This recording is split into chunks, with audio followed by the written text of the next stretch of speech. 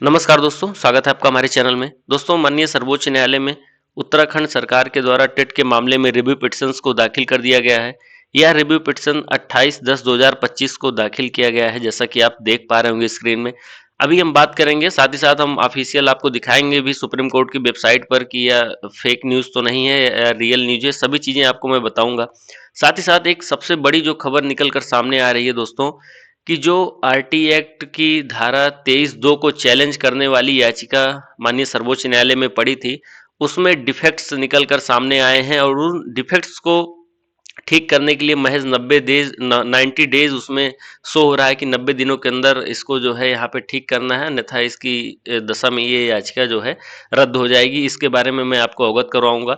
साथ ही साथ जो एक पीआईएल दाखिल हुई थी उसमें क्या कुछ अपडेट है इसके बारे में बताऊंगा, और जो सबसे मोस्ट अवेटेड क्वेश्चन है कि कब तक यहाँ पे रिव्यू पिटिशंस पर जो है सुनवाई स्टार्ट होगी, इसके बारे में भी मैं आपको अपने चैनल पर अवगत करवाऊंगा। तो चलिए वीडियो को शुरू करते हैं और सबसे पहले हम देखते हैं कि जो ये उत्तराखंड सरकार है इसके द्वारा जो रिव्यू पिटिशंस को यहाँ पे फाइल किया गया है।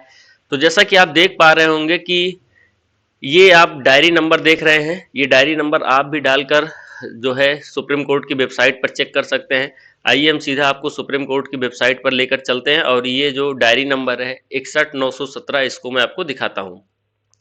जब आप सुप्रीम कोर्ट की वेबसाइट पर आएंगे तो यहाँ आने के बाद आप देखेंगे कि यहाँ पे जब आप डायरी नंबर डालेंगे तो फिर आप देख पाएंगे कि किस तरीके आपको यहाँ पे शो होगा। अभी 61,917 जैसे ही आप यहाँ पे एंटर करेंगे, उसके बाद फिर यहाँ पे आके आप कैप्चा भरेंगे। कैप्चा डालने के बाद जैसे ही आप सर्च करेंगे तो आपको यहाँ पे ये आप देख पा रहे होंगे कि स्टेट ऑफ उत्तराखंड वर्सेस अंजुमन इसाते तालीम ट्रस्ट रोशन गेट औरंगाबाद का ये जो था जो मामला है, उसमें ये अब चीज़ें निकल कर सामने आ रही है जो मैं आपको वहाँ पे स्क्रीन में दिखा रहा था। तो फिलहाल अभी तो पेंडिंग में दिखा रहा है, 28/10 को ये पड़ा है और यहाँ पे आशुतोष कुमार शर्मा जी जो हैं, ये इस जो पिटिशनर हैं जो उत्तराखंड गवर्नमेंट है इसके एडवोकेट के रूप में यहाँ पे खड़े किए गए हैं। अब मैं अगर आगे बात करूँगा कि जो आप देख लीजिएगा, इसमें जो है बहुत कुछ अभी निकल कर सामने नहीं आया है, इसीलिए मैं आपको पूरा यहाँ पे नहीं दिखा रहा हूँ। बाकी सब चीज़ें इसमें पड़ी हुई हैं, आप देख सकते हैं। अब मैं जो सेकंड वाले केस की बात करूंगा, जिसमें जो है जो यूटा वाला मामला मैं बता रहा हूँ, ये आप देख सकते हैं। ये जो नेक्स्ट है हमारा, जो जिसका डायरी नंबर है 55,636, आप इसमें देख रहे होंगे कि ये फाइल किया गया था 24/9 को ही, 24/9 को फाइल किया गया था।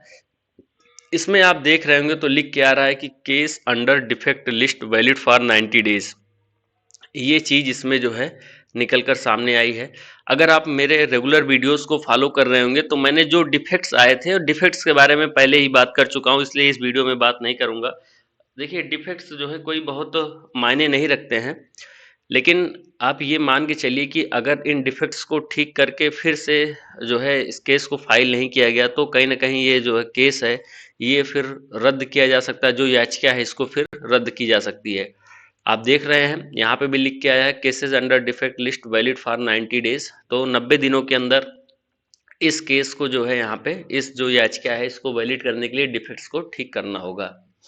अब मैं नेक्स्ट अगर बात करूं आप लोगों से, तो देखिए नेक्स्ट जो एक पीआईएल दाखिल की गई थी। देखिए पीआईएल में अभी कोई अपडेट नहीं है, वो अंडर प्रोसेस ही है और उसमें कोई लिख के नहीं आता कि यहाँ पे क्या कुछ वकील खड़े हुए हैं, कौन क्या कुछ है, कुछ ऐसा यहाँ पे लिख के सामने नहीं आ रहा है। तो जो दो मेरे मुख्य केस थे उसके बारे में मैंने आपको बताया। उत्तर प्रदेश सरकार के द्वारा अभी तक जो ये डिफेक्ट्स थे उनको ठीक करके, जो पुनर्विचार याचिका में डिफेक्ट्स थे उनको ठीक करके अभी प्रस्तुत किया गया कि नहीं, इसके बारे में अभी कोई अपडेट नहीं है। ना ही सुप्रीम कोर्ट की वेबसाइट पे है और ना ही गवर्नमेंट के द्वारा कुछ यहाँ पे क्लेरिफिकेशन आया है। तो इसलिए अभी 3 तारीख उसमें लास्ट डेट है, आज 31 तारीख है जब मैं वीडियो बना रहा हूँ। तो हो सकता है कि 1-2-3 दिनों में उसमें कुछ अपडेट आए, लेकिन जो सबसे मूल और जो सबसे अहम बात है वो है कि कब तक जो है इस मामले में सुनवाई हो सकती है। आखिर में जो रिव्यू पिटिशंस दाखिल हुए हैं, रिव्यू पिटिशंस में सुनवाई कब तक जो है यहाँ पे होगी।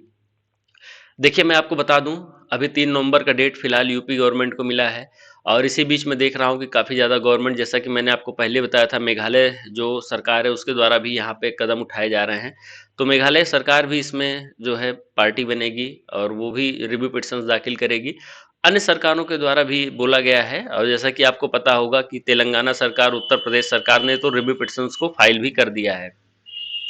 इसमें सुनवाई की अगर बात की जाए तो संभवतः अगर लग रहा है कि नवंबर माह में इसमें सुनवाई निश्चित हो सकती है, लेकिन उसके पहले दो कंडीशंस यहाँ पे उत्पन्न हो रही हैं। एक जो 19 नवंबर वाला केस है, जो स्टेट ऑफ त्रिपुरा वर्सेस जो है यहाँ पे सजल देव जी का मामला है, इसमें क्या होगा ये चीज़ यहाँ पे डिपेंड करती है। अगर पहली कंडीशन है कि इस केस के पहले अगर इसकी सुनवाई हो जाती है रिव्यू पिटिशंस की, या फिर सेकंड नंबर पे है कि रिव्यू पिटिशंस की सुनवाई जो है आफ्टर होती है सजल देव के मामले के बाद। सजल देव का जो मामला है ये बिल्कुल उसी से रिलेटेड है, और उसमें जो दीपांकर दत्ता और जो अगस्टिन जज की जो डबल बेंच है जिसने 1 सितंबर वाला फैसला दिया था, वही इसकी भी मामले की सुनवाई कर रही है। अगर 19 नवंबर को उसने जो आर्गुमेंट प्रस्तुत करने के लिए अपने जो पक्ष विपक्ष के एडवोकेट्स हैं उनको बोला है, अगर उसको लगता है कि इस मामले में कुछ दम है या इसके आगे सुनवाई होनी चाहिए, तभी वो सुनवाई उस पर करेंगे, अन्यथा के केस में उसको जो यहाँ पे खारिज कर सकते हैं। फिर उसके बाद रिव्यू पिटिशंस की सुनवाई पर कोई बहुत अधिक विचार नहीं किया जाएगा, ये आप मान के चलिए। हालांकि राज्य पहुंचे हैं, आधे से अधिक राज्य जो है यहाँ पे चाह रहे हैं कि जो ये शिक्षक हैं इनको इस मामले में यहाँ पे राहत प्रदान की जाए।